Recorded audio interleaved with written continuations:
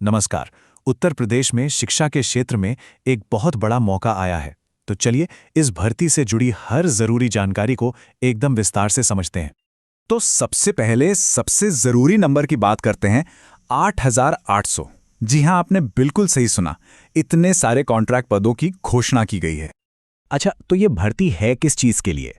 ये है early childhood care and education यानी ECCE एजुकेटर के रोल के लिए। और ये रोल सरकार का जो आंगनवाड़ी बालवाटिका कार्यक्रम है ना, उसी का एक बहुत ही महत्वपूर्ण हिस्सा है। तो अब सवाल ये उठता है कि इस ECCE एजुकेटर की भूमिका में आखिर करना क्या होगा, मतलब इस पद से क्या उम्मीदें रखी जा सकती हैं। चलिए इसको थोड़ा डिटेल में देखते हैं। तो देखिए, जैसा कि हमने बताया, कुल पद हैं 8,800। जो कॉन्ट्रैक्ट है वो शुरू में 11 महीने का होगा। सैलरी की बात करें तो मासिक वेतन है 10,313 रुपये और इसके साथ दूसरे भत्ते भी मिलेंगे। और पोस्टिंग कहाँ होगी? पोस्टिंग होगी प्राइमरी या कंपोजिट स्कूलों के अंदर, जो आंगनवाड़ी केंद्र हैं वहां पर। और इस भर्ती की जो सबसे खास बात है वो है इसकी चयन प्रक्रिया। ये पूरे तरह से मेरिट पर आधारित है। इसका साफ मतलब ये है कि इसके लिए ना तो कोई लिखित परीक्षा देनी है और ना ही कोई इंटरव्यू होगा। सीधे मेरिट के आधार पर चयन। अच्छा, तो अब आते हैं सबसे जरूरी सवाल पर कि क्या आप इसके लिए योग्य हैं? कौन कौन आवेदन कर सकता है? चलिए इसकी योग्यताओं और दूसरी शर्तों पर एक नजर डालते हैं। देखिए, शैक्षिक योग्यता के लिए आपके पास दो रास्ते हैं। पहला रास्ता, आपके पास गृह विज्ञान में स्नातक की डिग्री होनी चाहिए और उसमें कम से कम 50% अंक जरूरी हैं। अगर ये नहीं है तो दूसरा रास्ता है, आपके पास 2 साल का NTT यानी नर्सरी टीचर ट्रेनिंग या DPSC डिप्लोमा होना चाहिए। अब बात करते हैं आयु सीमा की। तो 1 जुलाई 2024 तक आपकी उम्र 18 से 40 साल के बीच होनी चाहिए। लेकिन इसमें कुछ छूट भी है। OBC उम्मीदवारों के लिए 3 साल की और SC/ST उम्मीदवारों के लिए पूरे 5 साल की छूट है।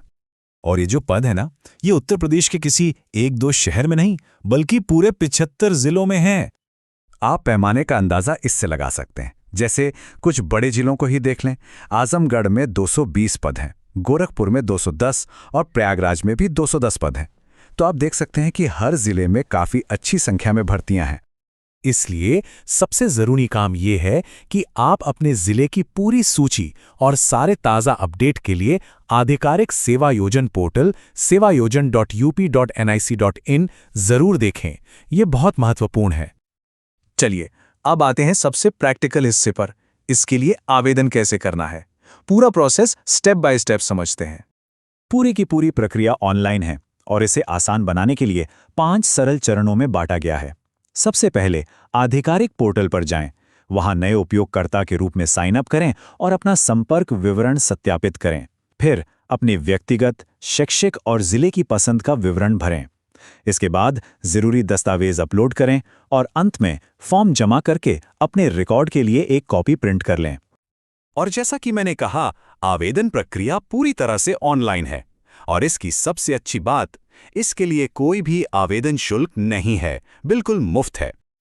अच्छा, फॉर्म जमा करने से पहले कुछ बहुत जरूरी बातें ध्यान में रखिएगा।